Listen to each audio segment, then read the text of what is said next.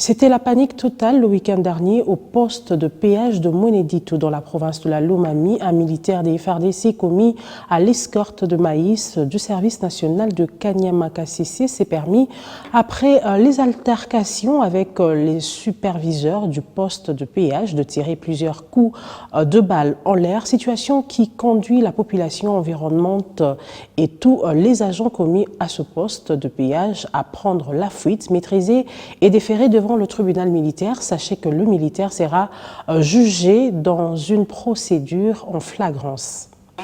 Selon nos sources, après avoir posé cet acte, Odia Ilunga Pichen n'a pas pris la poudre d'escampette, vu qu'il ne s'est reproché de rien. Il a été maîtrisé sur place par l'auditorat militaire qui a déféré le dossier au tribunal militaire pour un procès en flagrance. Au cours de l'audience tenue le même samedi, l'officier du ministère public a fait savoir au tribunal que le militaire en question est l'auteur d'une psychose et panique générale au péage de Mweneditu, bien avant de qualifier les infractions retenues en charge du prévenu, dont la dissipation de munitions de guerre et violation des consignes militaires. Le colonel Boraouzi Magistin a fait savoir au tribunal que l'homme a tiré en l'air plus de 7 balles pour des raisons que lui-même connaissait. Interrogé par le tribunal, le prévenu Odia Ilunga Pichen reconnaît avoir tiré 3 balles en l'air sans l'intention de faire du mal à son bourreau, qui est le superviseur du poste de péage, qui voulait à tout prix lui ravir l'arme sous prétexte qu'il lui manquait d'irrespect.